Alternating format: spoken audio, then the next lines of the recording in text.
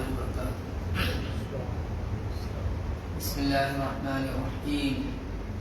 الحمد لله رب العالمين، والصلاة والسلام على خير خلقه محمد وعلى آله وصحبه أجمعين ومن تبعهم بإحسان إلى يوم الدين، أما بعد.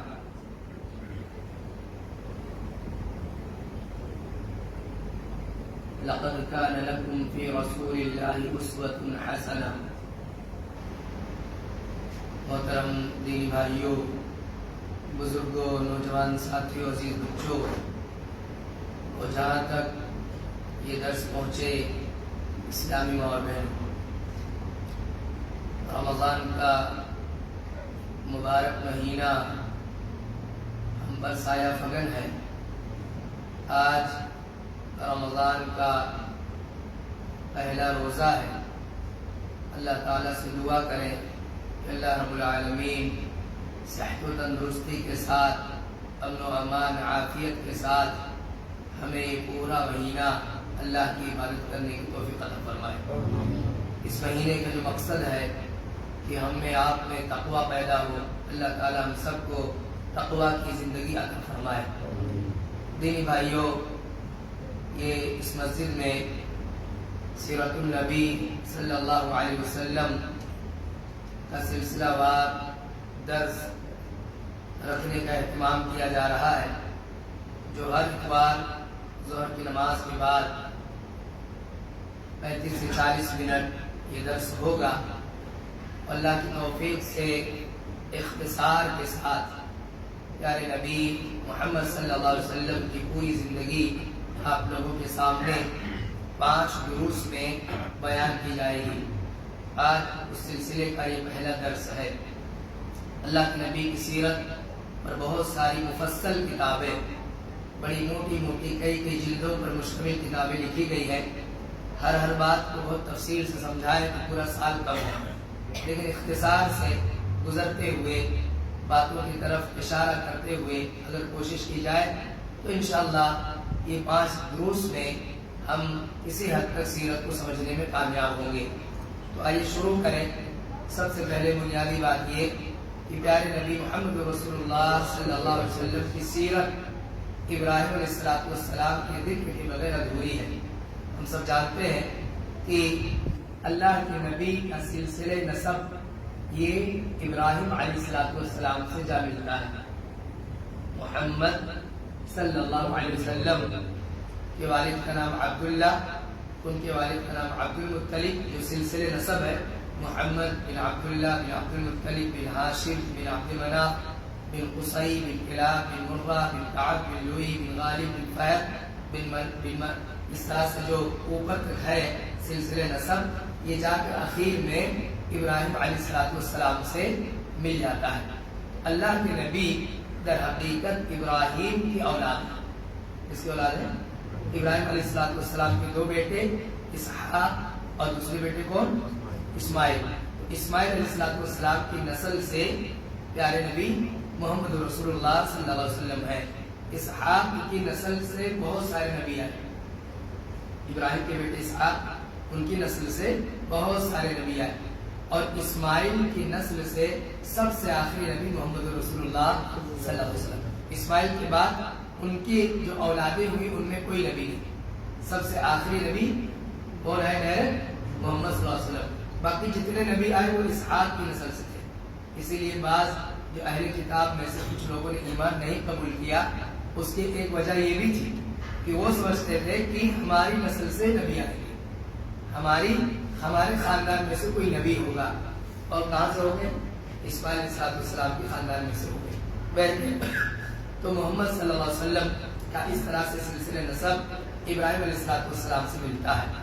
پیارے نبی کے والد تھے عبداللہ، جو عبد المطلب کے بیٹے تھے. عبد المطلب یہ قریش کے ایک مشہور اور لوگوں میں مقبول آدمی تھے. اللہ کے نبی کا جو سلسلہ نسب ہے اس میں آگے چلتے ایک صاحب ہے فہر. کیا نام ان کا؟ فہر. فہر ہی کا نام قریش تھا، یا فہر ہی کو کیا کہتے تھے؟ قریش کہتے تھے. قریش کے سے وہ موسوم تھے اور لوگ ان کو جانتے تھے. انہی کے نام پر یہ پورا قریش قبیلہ پڑ گیا. قریش قبیلہ انہی کے نام پر، فہر کے نام پر ہے. فہل کو قریش کہا جاتا تھا اور قریشی کے نام سے پورا قبیلہ تھا. تو اللہ کے نبی صلی اللہ علیہ وسلم معزز اور لوگوں میں محبوب خاندان سے تھے. قریش اونچا خاندان، لوگوں میں عزت دار خاندان تھا. اور انہیں فضیلت یہ بھی حاصل تھی کہ اللہ کے نبی ہی کے گھر گھرانے والے ہاشم جن کا نام تھا، وہ حاجیوں کا بڑا خیال رکھتے تھے. اور حاجی کا خیال رکھنا جو حج کے لیے آئے یہ پوری دنیا میں عزت پانے جیسا ہے. پوری دنیا میں عزت ہوتی ہے نا. مکہ میں خانہ کعبہ کا طواف کرنے کے لیے، حج کرنے کے لیے پوری دنیا سے لوگ آتے تھے. تو وہاں اس چیز کا بڑا مقام تھا، یا یہ کہیے کہ بڑا خیال رکھا جاتا تھا کہ جو حاجی آئے ہیں ان کی ضیافت کر لے جانا، ان کی دیکھ ریکھ کرنا، ان کی ضرورتیں پوری کر لے جانا، یہ ثواب کے لیے، اجر کی نیت سے بہت بڑا کام تھا اور لوگ کرتے تھے. اللہ کے نبی کے خاندان کے لوگ اس کو انجام دیا کرتے تھے. اللہ تعالیٰ نے اس کی وجہ سے بڑی عزت دی تھی. ایک اونچے اور بہترین خاندان میں اللہ کے نبی صلی اللہ علیہ وسلم پیدا ہوئے. اور اس کے ساتھ ساتھ ایک فضیلت اللہ کے نبی صلی اللہ علیہ وسلم کو یہ بھی حاصل ہوئی، یہ بھی ملی کہ اللہ کے نبی صلی اللہ علیہ وسلم ابراہیم علیہ السلام کی دعا ہے. کس کی دعا ہے؟ ابراہیم علیہ السلام نے دعا کی تھی جب اسماعیل کو اور ان کی والدہ ہاجرہ کو اللہ کے حکم پر ابراہیم علیہ السلام نے پہلی مرتبہ لا کر کے خانہ کعبہ کے پاس چھوڑ دیا تھا. اللہ کا حکم تھا نا وہاں لے جا کے چھوڑ دو. اس وقت وہاں کچھ تھا نہیں، لا کر کے چھوڑ گئے. جب جانے لگے تو ہاجرہ نے پوچھا بھی کہ کہاں چھوڑ کر جا رہے ہیں؟ ابراہیم نے کوئی جواب نہیں دیا. پھر سے پوچھا، پھر کوئی جواب نہیں دیا. پھر سے پوچھا، پھر کوئی جواب نہیں دیا. تو خاموشی بھی کوئی پیغام رکھتی ہے. خاموشی بھی کوئی پیغام رکھتی ہے. وہ سمجھ گئی کہ آپ کا چپ رہنا، کچھ نہ بولنا، اس میں کوئی بات ہے. تو سامنے سے انہوں نے کہا کہ کیا اللہ تعالیٰ نے اس کا حکم دیا ہے؟ ایک شفیق باپ، ایک اپنی فیملی کا خیال رکھنے والا آدمی یا ایسے ہی اپنی فیملی کو کیوں لے جا کے کہیں چھوڑا گیا؟ بات سمجھ میں آتی ہے؟ کیوں ایسے کوئی چھوڑے گا؟ ایک باپ کے دل میں اپنے بچوں کے لیے اتنی محبت ہوتی ہے، ان کے لیے جدوجہد کرتا ہے، دن رات ایک کیے رہتا ہے، ان کے فیوچر، ان کے مستقبل کے لیے محنت کرتا، مشقت کرتا، بزنس کرتا ہے، نوکری کرتا ہے. یہ ہم اور آپ کی بات ہے، عام آدمی. تو ایک نبی، ایک رسول، اتنی اونچی اور بلند سوچ والا آدمی، وہ ایسی میدان میں لے جا کر کے اپنی بیوی بچوں کو چھوڑ کر آیا.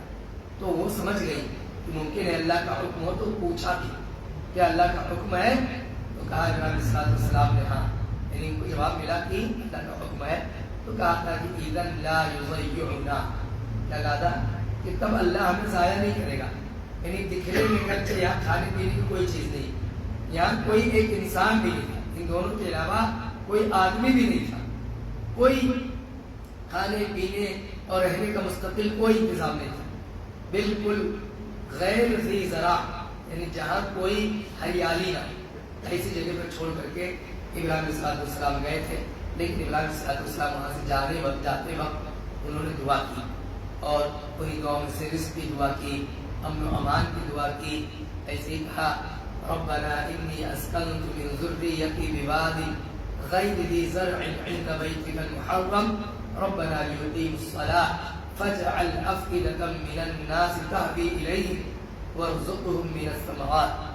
دعا کی کہ اے میرے رب، میں اپنی ذریت کا ایک حصہ، یعنی اسماعیل کو، اسحاق کو نہیں لائے تھے نا، اسماعیل کو، میں اپنی ذریت کا ایک حصہ تیرے حوالے کر رہا ہوں اور تیرے گھر کے پاس عند بیتک المحرم، تیرے محرم گھر یعنی خانہ کعبہ، یہاں پر انہیں آباد کر کے جا رہا ہوں. تو اے اللہ، لوگوں کا دل ان کی طرف مائل کر دے، لوگوں کا دل ان کی طرف جھک جائے، لوگوں کو ان سے محبت ہو. ربنا وابعث فیہم رسولا منہم. اس موقع میں یہ بھی دعا کی، یعنی یہ بھی دعا کی کہ اللہ انہیں رزق دے، اے اللہ تیرے گھر کے پاس چھوڑ کر کے جا رہا ہوں، لوگوں کو ان سے محبت ہو. اس کے ساتھ ساتھ ایک دعا کی ربنا وابعث فیہم رسولا منہم، اے میرے رب ان میں ایک رسول بھیج. کیا دعا کی؟ اے میرے رب ان میں ایک رسول بھیج. یہ رسول کون ہے؟ یہی محمد رسول اللہ صلی اللہ علیہ وسلم. آپ دیکھیں کہ ابراہیم علیہ السلام نے اسماعیل اور ان کی والدہ کو آباد کب کیا؟ اس وقت دعا مانگی تھی، اور اس کے کئی 100 سال بعد محمد صلی اللہ علیہ وسلم پیدا ہوئے۔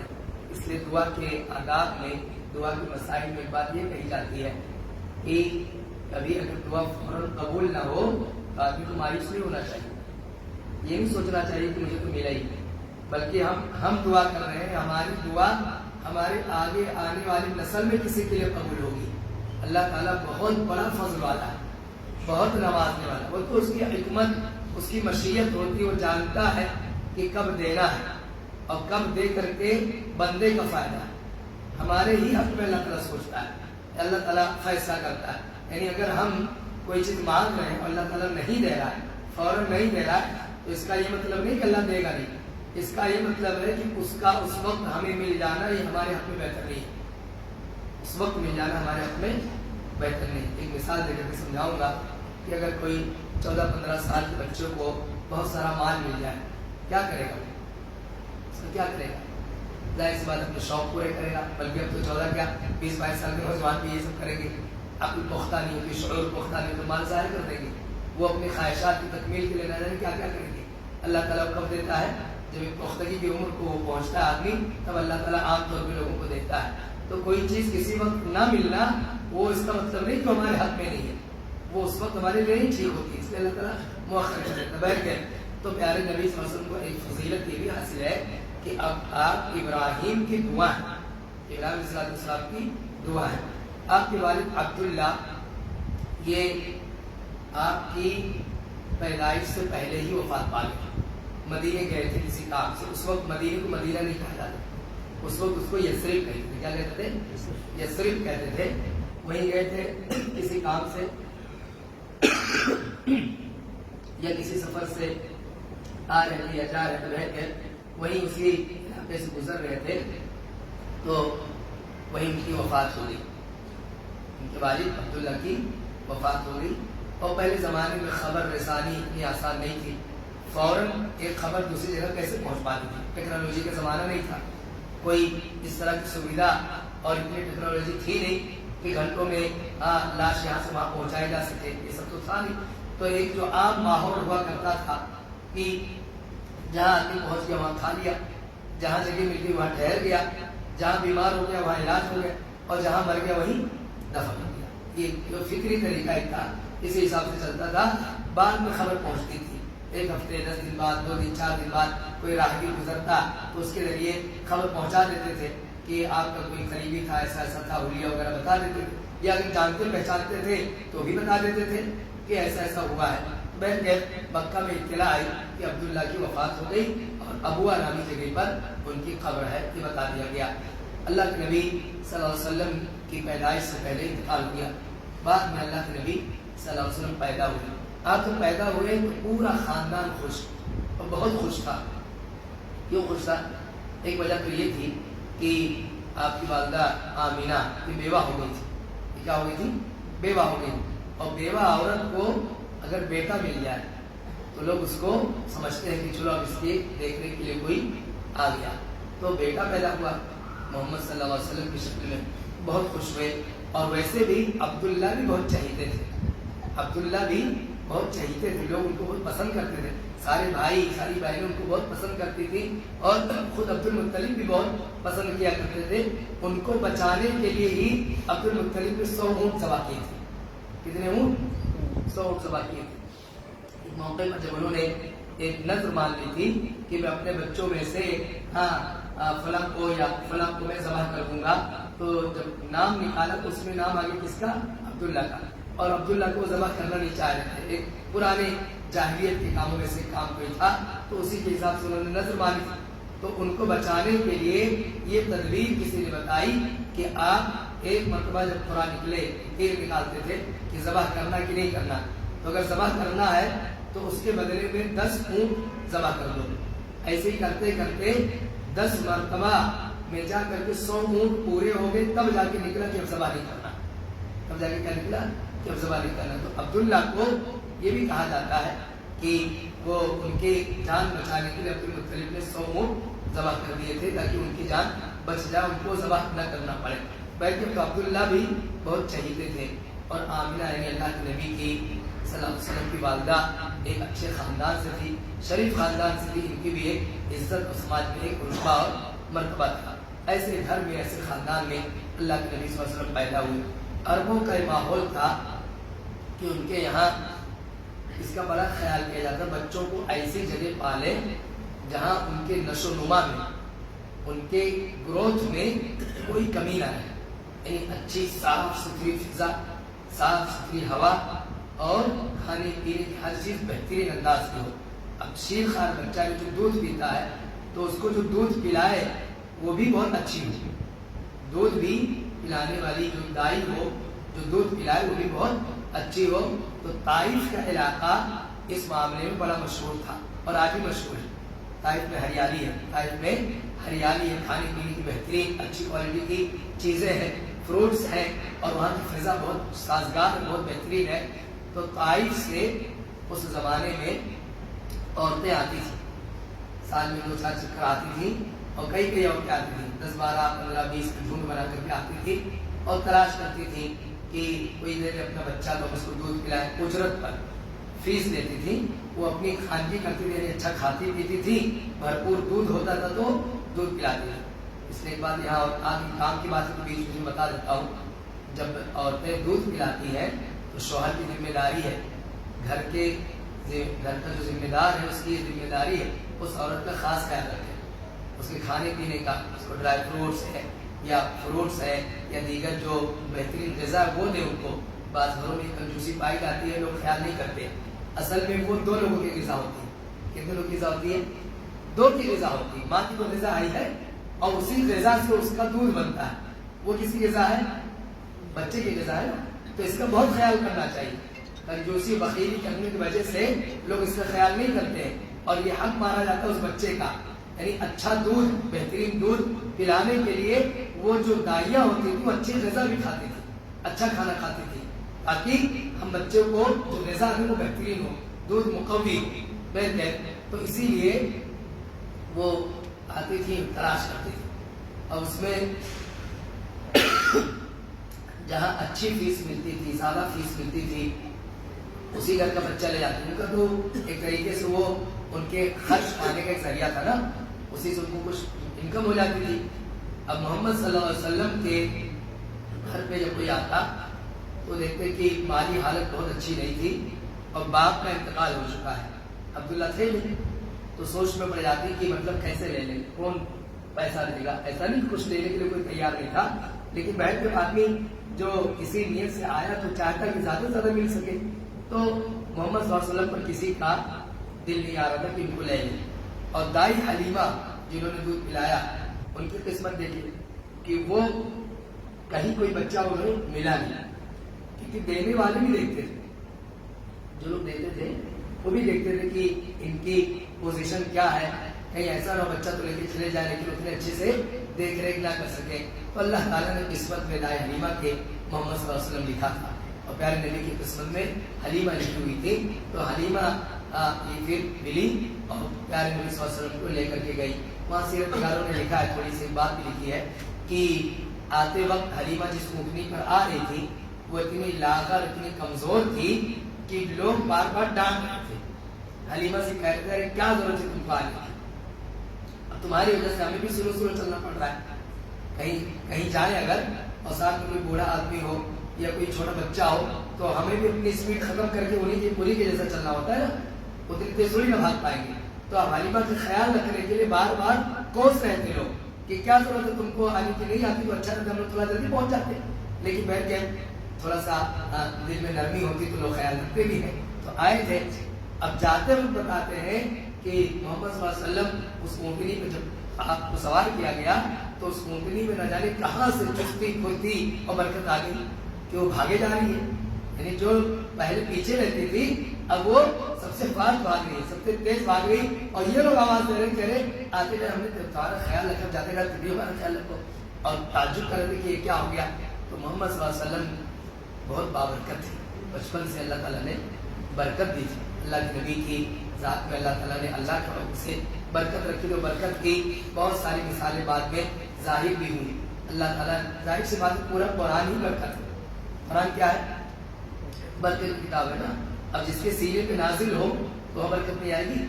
وہاں بھی برکت آئے گی.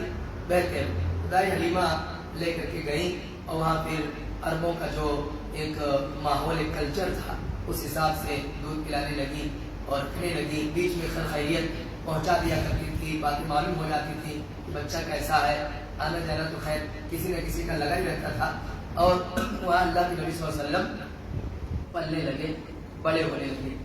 کچھ سالوں کے بعد دائی حلیمہ لے کر کے آئی, اللہ کے نبی کو لے کر کے مکہ آئی. جب مکہ آئی تو اس وقت مکہ میں کوئی بیماری پھیلی ہوئی تھی, مکہ میں کوئی بیماری پھیلی ہوئی تھی اور گھر والے نہیں چاہ رہے تھے کہ بچہ یہاں رہے کیونکہ اس بیماری کا کہیں شکار نہ ہو جائے. ساری بیماریاں اللہ کے حکم سے ہی لگتی ہے, لیکن جو وبائی بیماری ہوتی ہے, وبائی بیماری کو اللہ تعالیٰ اجازت دے دیتا ہے کہ تم سب کو لگو, یہ جس کو بھی لگے, وہ بھی اللہ کی اجازت سے ہی ہوتا ہے. ایسا نہیں کہ اللہ اس میں کسی کو بچانا چاہے تو اللہ بچا نہیں سکتا ہے. کورونا میں بہت سارے لوگ بہت احتیاط کیے, احتیاط کے باوجود بھی نہیں بچ پائے, اور کچھ لوگوں نے احتیاط میں بد احتیاطی کی. اللہ نہیں کرنا چاہیے لیکن بد احتیاطی کے باوجود کوئی کچھ نہیں ہوا. تو عقیدہ یہ رکھیں کہ کوئی بیماری اللہ کی اجازت کے بغیر کسی کو نہیں لگتی. اب بیماریاں الگ الگ طرح کی ہوتی ہیں, اس میں کچھ بیماریاں ایسی ہوتی ہیں جنہیں اللہ کی طرف سے اجازت مل جاتی ہے کہ ان سے وہ کیا ہو جائے, لگ جائے. اس بیماری کو اجازت ہوتی ہے. اس بیماری میں اپنے آپ میں طاقت نہیں ہوتی کہ وہ اپنے مرضی سے جس کو چاہے لگ جائے. وہ اللہ کا حکم جس کو ملتا ہے ہاں اسی کو جا کر کے بیماری لگتی ہے. بہرکیف تو پھر واپس دائی حلیمہ لے کے چلی گئی. پھر دائی حلیمہ چاہتی بھی تھی کہ بچہ مجھے دوبارہ مل جائے. دودھ پلانے کی مدت تو 2 ہی سال ہے نا, 2 ہی سال دودھ پلاتے نا, لیکن اللہ کے نبی وہاں تقریباً 4.5 5 6 سال تک رہ گئے وہاں پر. وجہ یہی تھی کہ دائی حلیمہ پھر سے لے کر کے گئی, اور وہاں جب دائی حلیمہ کے گھر میں وہ اپنی برکتیں بھی دیکھتی تھی. سیرت نگاروں نے لکھا ہے کہ ان کے پورے گھر میں برکت آ رہی تھی. ان کے جو جانور جو مویشی تھے وہ دودھ نکالتی تھی, ان کا تو جتنا عام دنوں میں نکلتا تھا, یعنی محمد صلی اللہ علیہ وسلم کے آنے سے پہلے, محمد صلی اللہ علیہ وسلم کے اس گھر میں آنے کے بعد وہ کئی گنا نکلنے لگا. ان کے گھر کے برتن بھر جاتے تھے, تو بکریوں کو دودھ نکالتے تھے یا کسی جانور کا دودھ نکالتے, اتنی برکتیں تھی. تو دائی حلیمہ بھی نہیں چاہتی تھی کہ بچہ میں چھوڑ کے آ جاؤں, اور اللہ کا منظور بھی ایسا ہوا کہ واپس وہ آ گئی. اللہ کے نبی بچپن ہی سے بڑے شریف تھے, اتنی شریف طبیعت کہ سیرت نگاروں نے لکھا ہے کہ حلیمہ کی بھی ایک بچہ تھا, حلیمہ کی بھی ایک بچہ تھا. اور دائی حلیمہ پیارے نبی کو جس طرف سے دودھ پلاتی تھی, اللہ کے نبی وہیں سے دودھ پیتے تھے, دوسری طرف سے دودھ نہیں پیتے تھے. حق کا اتنا خیال, حالانکہ بچے ہیں, اللہ تعالیٰ نے آپ کی شرافت کو اتنا بچا کے رکھا, اتنا بچا کے رکھا کہ پوری زندگی میں کہیں مکھی کے برابر کوئی داغ نہیں لگا سکتا ہے. مکھی کا داغ ہوتا نا, اتنا بھی کوئی داغ نہیں لگا سکتا ہے.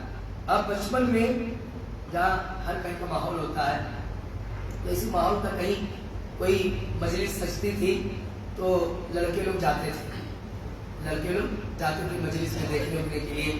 وہاں کچھ اشعار پڑھے جاتے تھے, کچھ غزل پڑھی جاتی تھی, مشاعرہ ہوتا تھا, کچھ اور ہوتا تھا. ایک طریقے سے کہہ سکتے تھے کہ انٹرٹینمنٹ وہی ہوا تھا. ایک مرتبہ اللہ کے نبی صلی اللہ علیہ وسلم کو کچھ لڑکے پکڑ کے لے کے گئے, چلو تم بھی ساتھ میں چلو, اور چلے گئے. اللہ کے نبی ابھی نبی نہیں بنے, رسول نے بھی لڑکپن کی عمر ہے, لیکن یہ بتا رہا ہوں کہ اللہ تعالیٰ حفاظت کیسے کرتا ہے.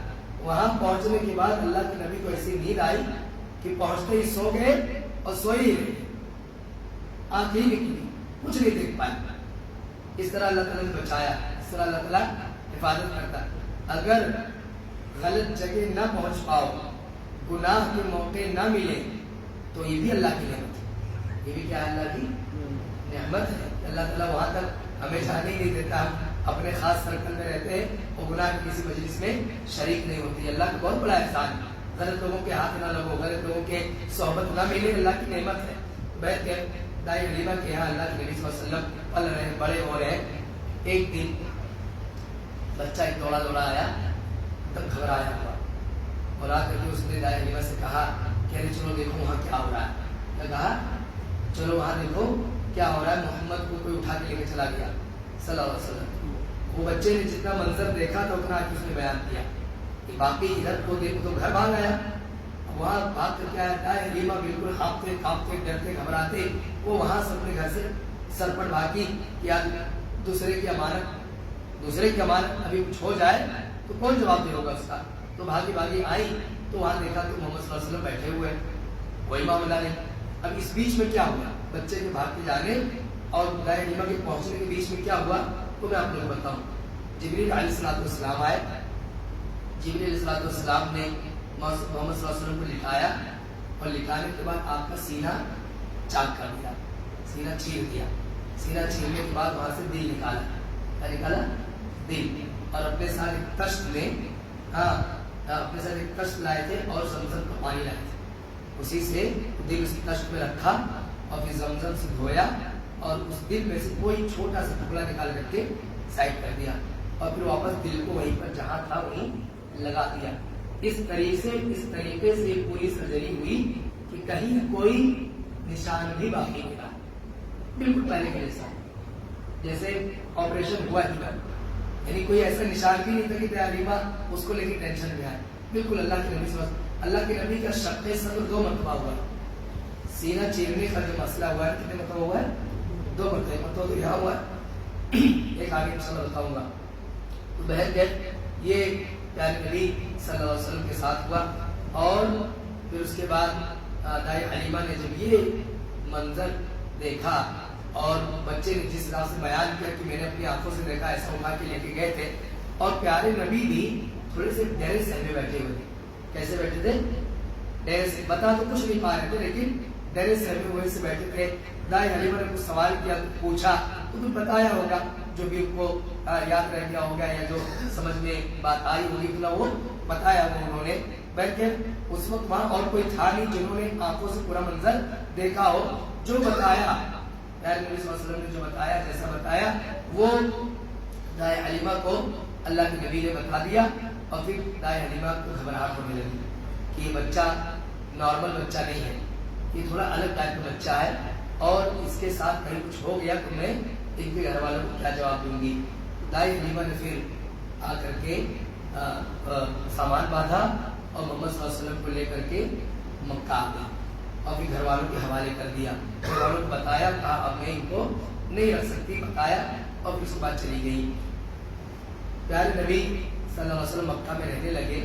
اور ایک دن آمینہ کو یہ خیال آیا کہ چلو بہت دن ہوا ہم یثرب نہیں گئے، یثرب جا کے آتے ہیں. یعنی مدینہ رشتہ داری تھی، مدینہ آئی آمینہ یعنی اللہ کے نبی کی والدہ اور خود پیارے نبی کو بھی لے کے ساتھ میں آئی. جب یہاں پہنچی مدینے کچھ دن رہی پھر واپس لوٹنے لگی. جب واپس جانے لگی تو اس موقع پر ان کو یہ خیال ہوا کہ شوہر کی قبر کی زیارت کر لوں. کہاں پر شوہر کی قبر ہے زیارت کر لوں. اور پھر گئی شوہر کی قبر کی زیارت کی. لیکن پھر بعد میں بیمار ہو گئی اور بیمار ہو گئی تو کئی دن تک بیمار رہی اور ٹھیک نہیں ہوئی. وہاں سے اسی حالت میں ان کا انتقال بھی ہو گیا. کچھ دن تک بیمار تھی، طبیعت خراب ہوئی، کچھ دن بیمار تھی اور بھی انتقال ہو گیا. جاتے وقت اپنے ساتھ اپنی لونڈی کو انہوں نے ساتھ میں لے لیا تھا. اب اللہ کے نبی صلی اللہ علیہ وسلم یہاں سے مکمل طور پر بھی ماں باپ کے ہو گئے کیونکہ ماں کا بھی انتقال ہو گیا. اور پھر محمد صلی اللہ علیہ وسلم وہیں تھے، لونڈی تھی، انہوں نے ان کا خیال رکھا جیسے تیسے پھر مکہ پہنچے. اب جب مکے آئے تو دادا زندہ تھے عبد المطلب نے اپنی کفالت میں لے لیا اور بہت شفقت بڑی محبت سے پھر پالنے لگے. ابھی تک تو ماں تھی تو خیر ماں الگ طرح سے خیال رکھتی ہے. ماں کے جانے کے بعد وہ جگہ تو کوئی نہیں لے سکتا لیکن گھر والوں کے دل میں رحم پیدا ہو جاتا ہے. گھر والوں کے دل میں رحم پیدا ہو جاتی ہے. بہت بڑی نیکی ہے. میں نے پچھلے سال بھی آپ لوگوں سے کہا تھا کہ بہت بڑی نیکی ہے یتیموں کا خیال رکھنا. بہت بڑی نیکی ہے. اس نیکی کو آپ سمجھیں کہ جنت میں جانے کا بہترین ذریعہ. اللہ کے نبی نے فرمایا انا وکافر الیتیم فی الجنت ہاکذا، کہ میں اور یتیم کو پالنے والا، یتیم کا خیال رکھنے والا دونوں جنت میں ایسے رہیں گے. ایسے اشارہ کیا اللہ کے نبی، جنت میں ایسے رہیں گے. کیا مطلب اس کا؟ پڑوسی رہیں گے. اللہ کے نبی اس کو پڑوسی بنا رہے ہیں جس کو جو یتیموں کا خیال رکھتا ہے. تو یتیمی کی وجہ سے پورا خاندان اللہ کے نبی صلی اللہ علیہ وسلم کا بڑا خاص خیال رکھنے لگا. عبد المطلب تو جہاں جاتے تھے ساتھ میں لے کے آتے تھے، جہاں جاتے تھے ساتھ میں اکثر وقت پیارے نبی کو اپنے ساتھ میں ہی رکھتے تھے. خیر عبد المطلب کی بھی زندگی بہت لمبی نہیں رہی، کچھ سالوں بعد ان کا بھی انتقال ہو گیا. تو اللہ کے نبی اب آگے ابو طالب کی کفالت میں، اس کے ابو طالب کی کفالت میں. اس بیچ میں کئی ایک واقعات ہوئے جنہیں میں مختصر ذکر کروں. ایک مرتبہ ایسا ہوا کہ خانہ کعبہ کی تعمیر ہونے لگی، خانہ کعبہ کی مرمت ہونے لگی.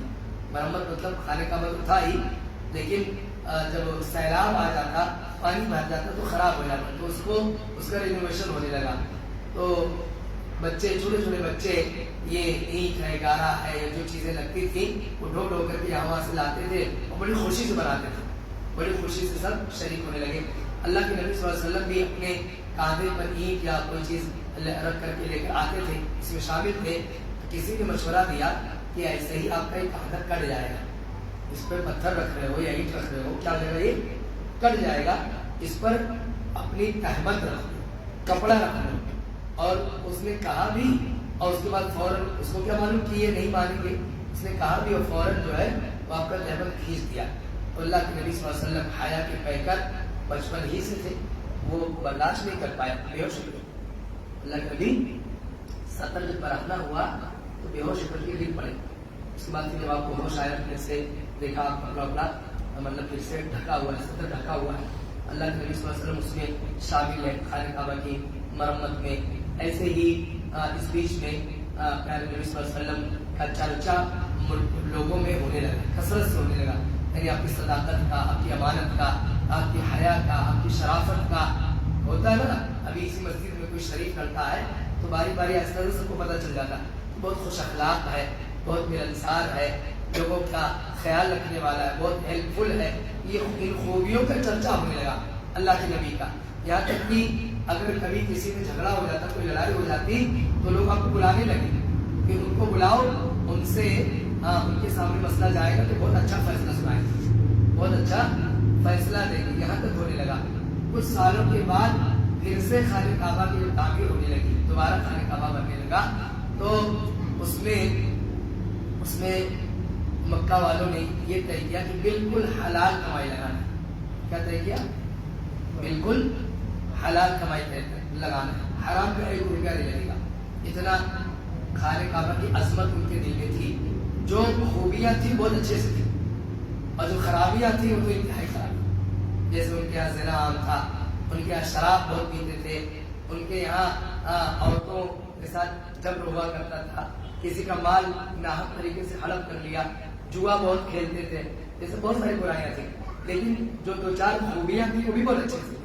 جیسے ضیافت، مہمان نوازی کی خوبی ایسی تھی کہ 2-4 مہمان آتے تھے پورا جانور ذبح کرتے تھے، پورا جانور ذبح کرتے تھے. اتنی ضیافت ان کے یہاں ہوتی تھی، مہمان کا بڑا خیال رکھتے تھے. ایسے ہی کوئی کسی سے وعدہ کر لیا، کسی کام کے کرنے کا وعدہ کر لیا، حلیف بن گئے، بہت دل سے بنتے تھے کہ چاہے دوسرے کی اپنی جان دینی پڑے، اتنا اس میں وعدے کے پکے ہوا کرتے تھے. بہت ساری خوبیاں بھی تھیں، جو خوبیاں ہیں بلکہ ان کا بھی ذکر کیا جائے گا. تو ایک مرتبہ ایسا ہوا کہ کعبہ بنانا ہے لیکن اس میں حرام کمائی کوئی نہیں لانا، بالکل حلال کمائی سے بنانا ہے. اسی لیے آج بھی آپ چاہیں گے تو حتیم کا جو حصہ دیکھ رہے ہیں، حتیم کا جو چھوٹا ہوا ہے، حالانکہ آج اللہ تعالیٰ نے طاقت دی، بنا بھی سکتے ہیں، لیکن اب وہ اللہ کے نبی نے ہی اپنے زمانے میں نہیں بنایا، نہ تو اللہ کے نبی نے زور دیا کہ اس کو بنا ڈالو، تو وہ ایسے آگے بات نہیں. حتیم بھی کعبہ ہی کا حصہ ہے، جو تھوڑی دیر کھلا ہوا ہے وہ کعبہ ہی کا حصہ. اس وقت جب بنا رہے تھے تو ان کے پاس ایسا گھٹ گیا، مال گھٹ گیا، تو یہ ہوا کہ اتنا چھوڑ کر کے بنا دو، لیکن اس میں حرام کا 1 روپیہ نہیں آنا چاہیے.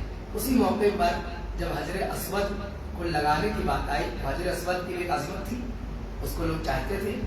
تو مختلف جو قبیلے کے لوگ تھے تو ہر قبیلہ چاہ رہا تھا کہ ہمارے ہاتھوں حجر اسود یہاں نصب ہو، ہمارے ہاتھوں یہاں پہ حجر اسود کیا ہو، نصب ہو. اس سے ان کی عزت بڑھ جاتی ہے، ان کا مقام بڑھ جاتا ہے کہ یہ ہے جن کے ہاتھوں حجر اسود یہاں پر لگایا گیا ہے، اس کی جگہ پر رکھا گیا. اب یہ مسئلہ بہت پیچیدہ ہو گیا، اتنا پیچیدہ ہو گیا کہ اندیشہ تھا کہ اگر کوئی ایک قبیلہ لگائے تو دوسرا قبیلہ اس کو حملہ نہ کر دے. یعنی تلواریں نہ نکل آئے، جھگڑا نہ ہو جائے.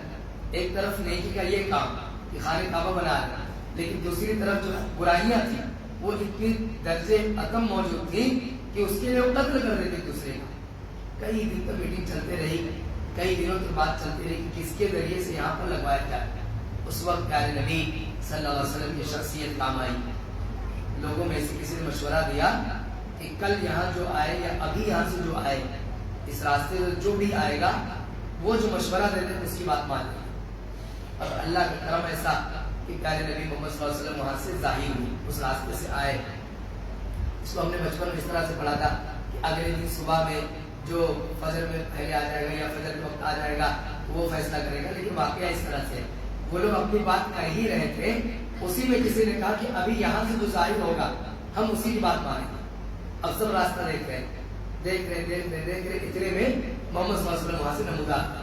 سب خوش ہو گئے کہ ایک ایسا آدمی جو کسی کی طرفداری نہیں کرے گا، ایک ایسا آدمی جو کسی کی باتوں میں نہیں آئے گا، ایسا آدمی آ رہا ہے، سوچ بوجھ عقل مند ہوشیار آدمی. تو سب نے ان سے کہا کہ آپ فیصلہ کرو. تب اللہ کے نبی صلی اللہ علیہ وسلم نے کہا کہ میں ایک مشورہ دیتا ہوں. مشورہ یہ ہے کہ ایک بڑی سی چادر لے کر آؤ. ایک بڑی سی چادر لے کر آؤ. بڑی سی چادر لائی گئی اور اس کے بعد اس میں وہ پتھر رکھوایا گیا اور کہا کہ اب چاروں طرف سے ہر قبیلے کے معزز بڑے لوگ آ کر کے اس کو پکڑو اور سب مل کر اٹھاؤ. سب کیا کرو؟ سب مل کر کے اٹھاؤ. اس طرح سب کے سب اس فضیلت میں شامل ہو، سب کو فضیلت ہو. وہاں اب کوئی چھوٹا کوئی بڑا نہیں رہے گا. کوئی خاندان دوسرے خاندان پہ فخر نہیں کر سکتا ہے کہ ہمیں یہ فضیلت نصیب ہے. سارے لوگ اس میں شامل ہو گئے اور اس کے بعد اخیر میں پیارے نبی صلی اللہ علیہ وسلم نے اس کو اپنے ہاتھ سے وہاں پر رکھ دیا، جس پر کوئی اعتراض نہیں تھا. اللہ کے نبی کی ذات پر کسی کو کوئی اعتراض نہیں تھا کہ آپ قریش کے ہیں یا فلاں گھر کے ہیں تو آپ نہ رکھیں. ان پہ سب متفق تھے. کبھی ایسا ہوتا ہے نا کہ دو چار لوگ کسی مسئلے میں لڑ رہے ہو تو وہ اس لیے لڑتے ہیں کہ مجھے نہیں ملا تو تجھے بھی نہ ملا. لڑائی یہ نہیں ہوتی کہ مجھے ہی ملی، لڑائی یہ ہوتی کہ تجھے بھی یہ چیز نہیں ملنی چاہیے. کوئی تیسرا آ جائے تو خوشی سے دونوں چھوڑ دیتے ہیں کہ ٹھیک ہے آپ ہی کر لو.